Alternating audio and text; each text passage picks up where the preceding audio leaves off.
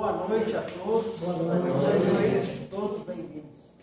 Hoje a gente está recebendo José Roberto, de Rio Pardo, Allan Kardec.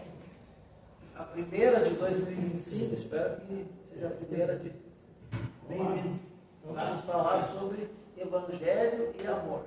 Então, eu convido a todos para a gente fazer uma prece de abertura e depois eu passo a palavra para o José. Deus Pai, Criador de todo o universo, aqui estamos reunidos em Teu nome, pedindo a proteção, Teu amparo, que nos envolva em energias benfazejas, que os espíritos de luz possam abençoar a cada um de nós, que nós possamos sair daqui fortalecidos. As palavras que o amigo vai nos trazer, que possamos refletir, colocar em prática, exemplificar no nosso dia a dia. Nós só temos a agradecer. Em Teu nome, Pai, queremos então dar início à exposição da noite de hoje. Nos envolva, nos proteja, envolva o irmão expositor, que possamos sair daqui fortalecidos pelo amor, na Tua paz. Que assim seja. Que assim seja. Muito obrigado. Obrigado. Boa noite, meus queridos irmãos. Boa noite. É uma alegria nós estarmos aqui de novo, começando o ano, como disse o João. E é sempre uma alegria muito grande. E hoje a nossa reflexão da noite, ela traz um tema que é uma referência, uma homenagem e também um grande reconhecimento ao trabalho de evangelização da nossa querida Iris, de todos vocês, né? Esse trabalho abençoado. Então nós vamos falar muito, são muitos os temas que envolvem evangelho e amor. Não tem como falar de evangelho se não se falar de amor, e não tem como definir amor como sendo o sinal do evangelho de Jesus. Então nós vamos falar um pouquinho, o tempo é curto, e nós vamos fazer uma dinâmica aqui rápida. Nós vamos tentar, dentro desse tempo, das nossas discussões, dos nossos desequilíbrios, da superação dos preconceitos, dos preconceitos, dos julgamentos, das nossas escolhas e aquele trabalho que é o mais importante das nossas vidas, que é que nós realizamos na nossa própria alma, aquele conhece-te a ti mesmo e a reforma íntima. Claro que vão ser pinceladas, mas vão ser os temas que nós vamos tentar abordar nesse contexto. Esse mundo melhor que tanto nós desejamos, que tanto nós buscamos, é o primeiro passo que a gente precisa fazer para que isso aconteça, é a divulgação da mensagem daquilo que nos propõe Jesus. Então, essa busca, esse desejo, ele encontra-se na prática daquilo que Jesus nos propõe, nos ensinou. E o primeiro passo para que isso aconteça é a divulgação do seu Evangelho. É por este caminho que nós vamos trilhar. E o amor é a base de tudo isso. Se nós observarmos todas as nossas vivências, observarmos toda a nossa trajetória, veremos uma lista de problemas sociais, particulares, íntimos, familiares. E na raiz de todos esses problemas, estará a falta da compreensão clara do que deve ser e o que vem a ser o amor e as suas leis. Então, refletir sobre o amor, sobre o evangelho e o amor, é algo muito, mas muito mesmo importante para todos nós, em todos os momentos. Nosso mestre amado não nos pediu nada nos pediu, só pediu que nós amássemos uns aos outros, como Ele nos amou. Basta isso. E é por aqui que nós vamos trabalhar. Eu queria então começar com uma dinâmica de grupo que certa vez participei, que com certeza muitos já conhecem, que o Haroldo Dutra nos conta como uma história, e eu pedi emprestado para ele. Então nos diz a história, nos diz a dinâmica, que eu tive a felicidade de participar, que um grande grupo estava reunido numa sala para receber um treinamento profissional. E o profissional, esse mestre, entra então na sala calado e distribui vários balões vazios e coloridos para cada participante. Junto com os balões, 2 palitinhos ou um palitinho para cada um, bem afiadinho assim como esse. Muito bem. Ele pede então para todos os participantes encherem seus balões. Todo mundo enche, sem compreender bem, sem entender o suficiente. Alguns exageram, estouram o balão, precisa substituir. Enfim, quando todos os balões estão cheios e fechados, pede para cada um segurar o palitinho na mão esquerda e os balões na mão direita. Muito bem, é uma dinâmica simples. E com a mão esquerda devem furar o balão. Devem furar. E diz no grupo, eu vou contar até 3 e tenho uma orientação. Proteja o seu balão. Uma adrenalina subindo, claro. Tinha gente já olhando para frente, para trás, para os lados. Ele diz 2. Quando ele falou 3, foi um alvoroço total. E foi mesmo. A dinâmica é sensacional. As pessoas pulavam, subiam nas cadeiras para furar o balão do outro. E não permitir que o seu balão fosse furado. E o orientador calmo só observava. Durante muito tempo, 15 segundos, não havia um balão cheio no salão. Desculpa o barulho, tá? Não havia um balão. E é sensacional porque é um alvoroço de verdade. Todos correm, todos pulam, é uma loucura. Conclusão, e todas aquelas pessoas, mas realmente todos, tinham a expressão de felicidade, tinham a expressão do dever cumprido, e dava para perceber a felicidade que irradiava desse povo todo de ter cumprido o seu dever. O orientador pegou o microfone e disse, eu acho que vocês não compreenderam o que eu pedi. E os rostos então passam a ser de perplexidade, surpresa. E ele disse, eu não pedi para ninguém furar o balão do outro. Eu pedi para você proteger o seu balão. Pois então, esse é o grande desafio do espírito que encarna na Terra. Um pouco de consciência e com vontade de amar. Proteger os seus balões. Proteger o seu balão. Esse é o desafio. E o seu balão são os seus propósitos.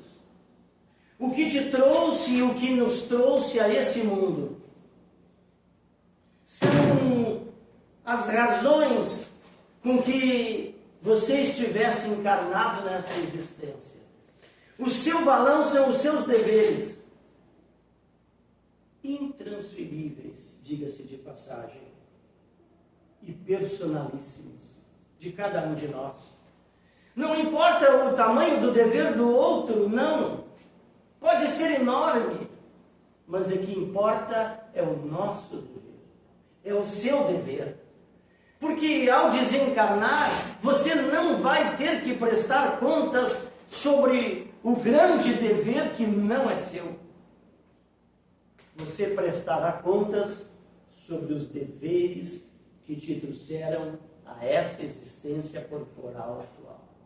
Sim, o seu balão são as suas afeições, que você construiu, os corações a que você se ligou, que vieram também lhe dar suporte e que nós precisamos proteger. E como? Mas, na verdade, tão logo nós mergulhamos na encarnação e tão logo nós experimentamos o efeito da perda de memória, o esquecimento, bendito esquecimento, nós acreditamos que o palito que trazemos é para furar o balão do outro e não para proteger o seu. E assim tem sido as nossas vidas. Nós gostamos de dar opiniões na vida dos outros, conselhos na vida dos outros, soluções na vida dos outros, resultados para os outros, com tanta expertise, e nós, no nosso balão, nós também temos a mesma capacidade. O que faz você com as coisas e não sobre as coisas. Entender que de novo e de novo tudo acontece a nosso favor. Literalmente a vida flui a nosso favor o tempo inteiro e nós ainda não percebemos isto. Ah, mas os problemas, os obstáculos, e aí tem um grande desentendimento, na verdade uma grande confusão. O problema, ele não é obstáculo no nosso caminho. O problema faz parte do caminho. Nós precisamos mais do que nunca entender isso. Faz parte do caminho. Podemos até reclamar, que reclamar é normal mesmo para nós, é humano. Mas nós não vamos ficar só reclamando. Que é o que na maioria das vezes, e muitas das maiorias, nós ficamos. Só focando no desconforto, na dor, no sofrimento, na coisa ruim. Mas eu vou entender que aquilo que está a meu favor, de alguma forma, tudo, como diz o mentor Emmanuel, e como disse Jesus, tudo, absolutamente tudo, são lições.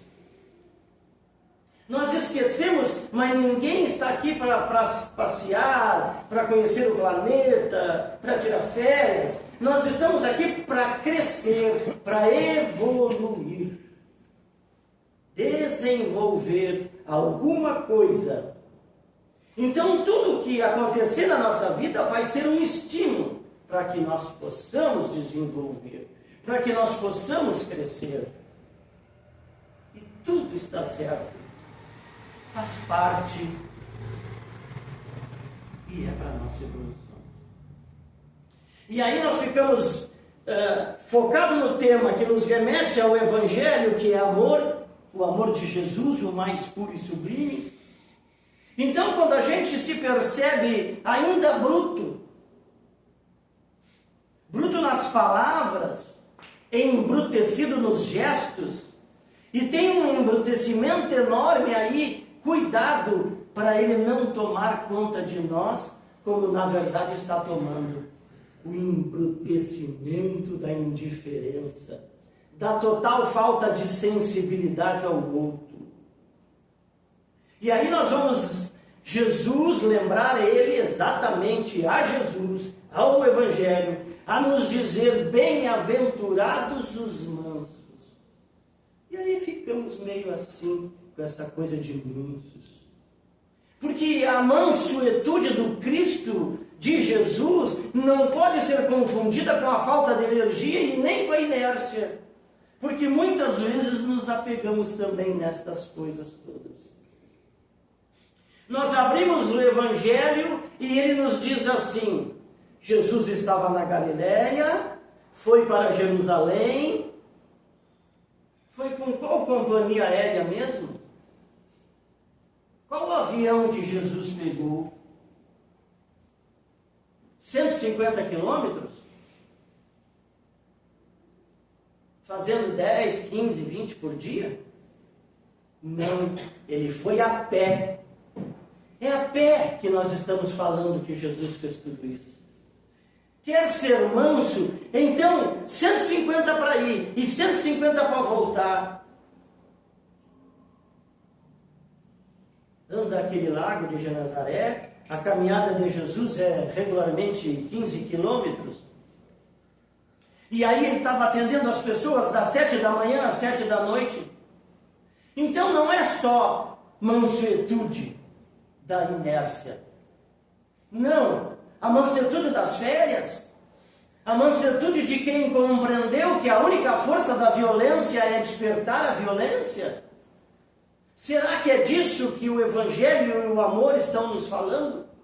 O único poder que a violência tem é de acordar todos esses demônios que têm acordado diante dos outros todos e dentro dos outros todos e dentro de nós também.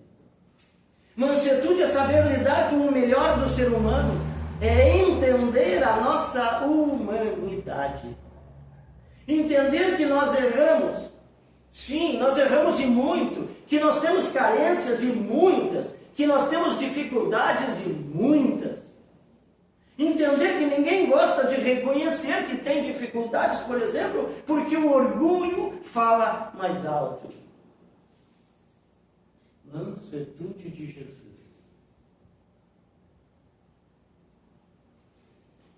E aí, muito pronto a ser abordado, as escolhas. Tem um grande ditado que diz: nós somos feitos de escolhas. Você tem a ideia de quantas escolhas fazemos todos os dias? É muito interessante isso. De acordo com uma pesquisa recente, não sei como eles calcularam, mas é uma pesquisa séria, nós fazemos em média 35 mil escolhas diárias. Se considerarmos as 8 horas de sono, são feitas por volta de 2.000 escolhas por hora. Mais de 220, segundo eles, são relacionadas a comidas. Então é verdade, claro, nós não paramos para pensar isso, que nós estamos sempre escolhendo, sempre, minuto a minuto. Vivemos tomando caminhos e deixando outros tantos de lado. E aí a reflexão que o mentor Emmanuel nos ajuda a fazer é: a escolha de hoje se transforma em destino de amanhã. É o nosso velho plantio e colheita. Que nós, o que nós estamos plantando mesmo? Porque a gente planta rindo, e planta feliz, e planta alegre, e planta cantando, e planta se divertindo. Mas a colheita?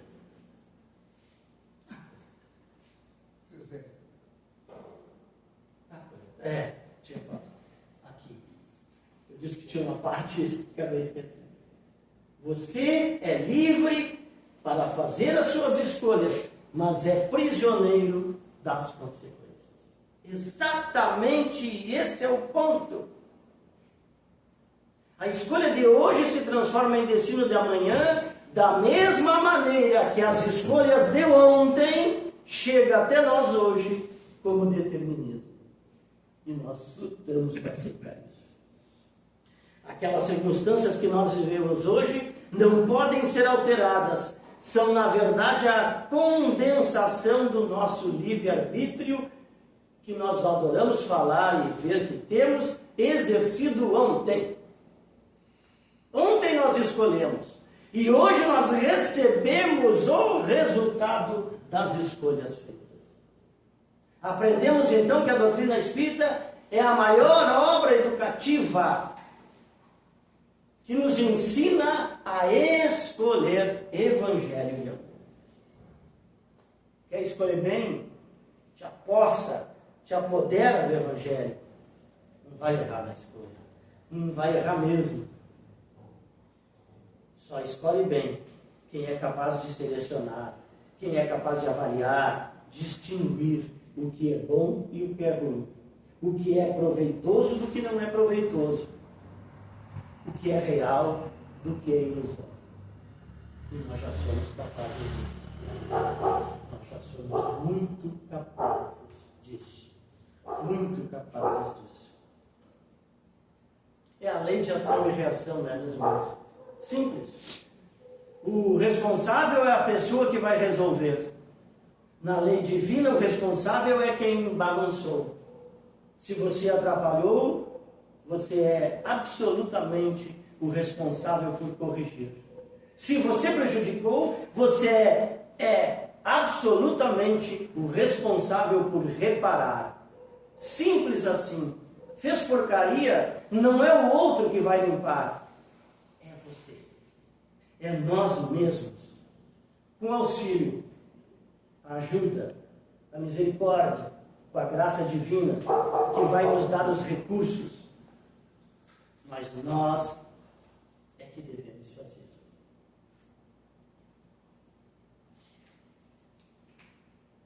A minha história final é sobre preconceitos. Nós trabalhamos na evangelização e não posso me alongar, né, gente? Não posso me alongar. Procurando a minha história.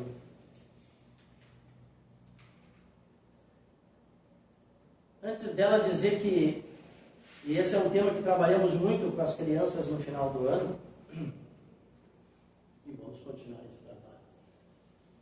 Uma das maiores fontes de sofrimento emocional para todos nós é a ilusão de que as pessoas são iguais a nós.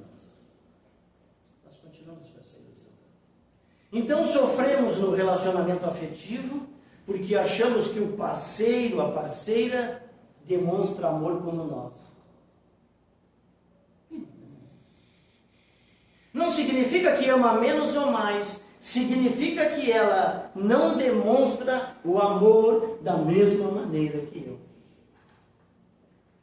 E quando temos filhos, normalmente temos planos para eles. Muitas vezes não fala, mas tem.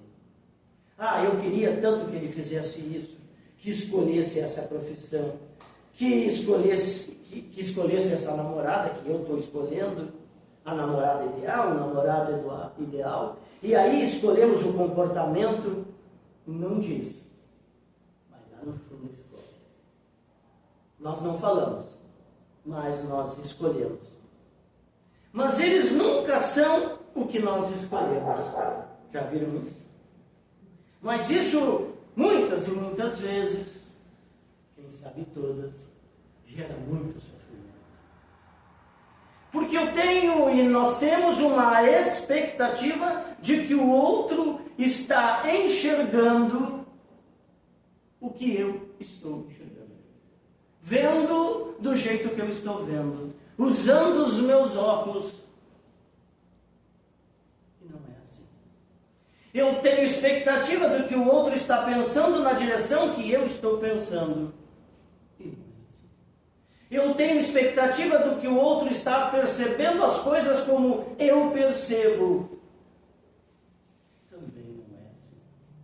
Então, na verdade, eu enxergo todo mundo igual, mas também não é assim.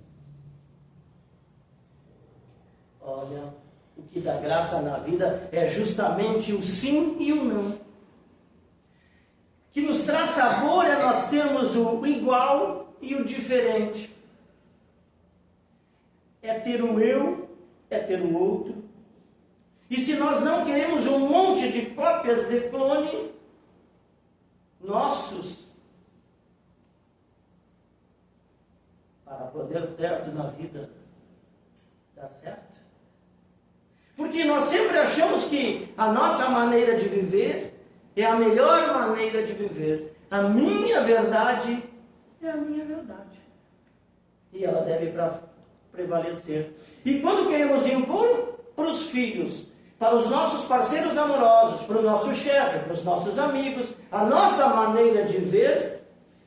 E é essa diversidade linda que a humanidade é exatamente como nós somos, um verdadeiro arco-íris de olhares. Então, trouxe até as nossas crianças e trago até a nós, preciso apurar, a história do girassol. Uma história para crianças e adultos e evangelizadores, do nosso querido escritor e palestrante Adeilson Salles, educador e evangelizador. Muito legal. Uma história que fala da colônia dos girassóis. Então, todos os dias amanhecia, e todos os dias que o sol nascia, aquela colônia de girassóis ficava em festa e euforia e virava para o sol. E havia uma família, a família do senhor Girasaulo. O senhor Girasaulo tinha um filho, o Girasílvio. E o senhor Girasaulo era casado com a senhora Giracélia. E todos os dias a família ficava ali, unida, esperando o sol nascer. O sol aparecia e eles se viravam. Mas um dia aconteceu algo muito estranho. O sol nasceu, o senhor Girasaulo e a senhora Giracélia viraram para o sol. E o menininho, o Girasílvio, já grandinho, ficou roncando. Onde já se viu o sol se pôr, os girassóis virarem e o garoto não virar para o sol? E quando ouviram o ronco dele, o pai imediatamente chamou a sua atenção. Menino, mas o que é isso? O sol nasceu para girar? Você tem que girar para o sol já nasceu. Você nasceu para girar para o sol? Que falta de respeito. Vai desonrar o nosso nome, vai desonrar o nome da nossa família, roncando aqui em plena luz do dia. E o garoto ouviu a bronca do pai, se assustou e imediatamente virou para o sol. Certa noite, a dona Giracélia passou pela sala e o menino Girasílvio estava debruçado na janela, olhando para a lua. E ela achou estranho, meu filho, virado para a lua. Ele é girassol, ele tem que girar para o sol. E ele está voltado completamente para a lua. Que perda de tempo, que idiotice, que tolice essa. E enquanto ela divagava essas coisas todas, o marido passou pela sala, o senhor Girasaulo, olhou para a esposa, a mulher, o que está acontecendo? Mas olha ali o nosso filho olhando para a lua. O que está acontecendo? E os dois imediatamente foram até o garoto Girasílvio e disseram para ele: mas o que é isso? Você está virado para a lua? Que coisa estranha, nós somos girassóis. O garoto então, pego em flagrante, falou: papai, mamãe, eu gosto mesmo é de olhar para a lua. Eu gosto de olhar para a lua. Por isso que às vezes, quando o sol se põe, eu fico roncando e acabo dormindo. O pai, senhor Girasaulo, então pensou: mas que desgraça! O que a sociedade vai pensar da minha família? Eu tenho um filho que gosta de olhar para a lua, ao invés de olhar para o sol, como todo girassol normal. Normal. Como nós gostamos de usar essa palavra, normal.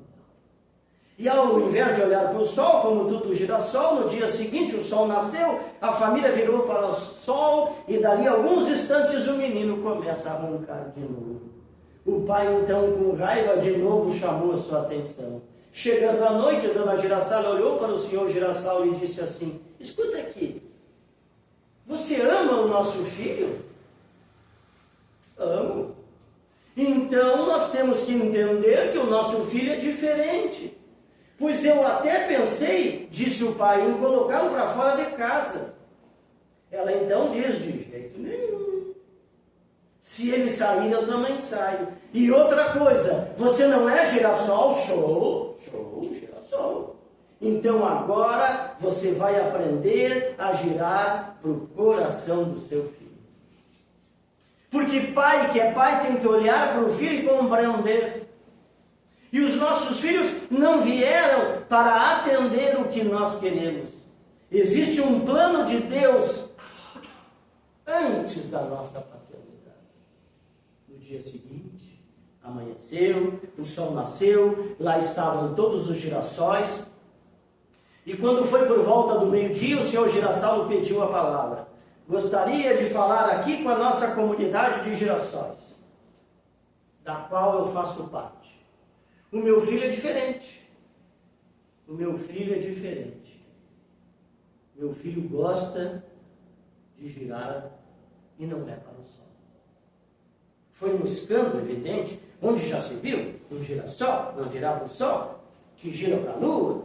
Então seu filho é um gira-lua? Que estranho isso! Mas, como pai, disse ele, a minha obrigação é girar para o coração do meu filho. Para o coração do meu filho, evangelho e amor. E ele pode girar para a lua, que eu estarei sempre acompanhando, amparando e apoiando. E ele fez aquele discurso, e toda a comunidade ficou assustada, quando de repente outro pai pede a palavra. Com licença, eu também gostaria de falar sobre o meu filho. O meu filho não gosta de girar nem para a lua, nem para o sol. Ele gosta de girar para o mar. Então eu tenho um giramar dentro de casa, e o outro pediu a palavra. Eu também tenho um filho que gosta de girar para as montanhas, e cada um permitiu-se falar e revelar. Cada um daqueles que aportam o nosso ninho doméstico, os nossos filhos, eles são pássaros em voos migratórios, que pousam no nosso ninho temporariamente, para reforçar as asas, para poder voarem amanhã pelos céus das suas próprias escolhas. Daquilo que eles desejam fazer das suas vidas, das vidas deles, não das nossas. É aquilo que eles desejam fazer, que pode não necessariamente ser girar para o sol, como eu gostaria que fosse. Pode ser que meu filho queira ser gira-lua ou gira-mar. O que me cabe como pai é estar sempre ao lado do meu filho, da minha filha.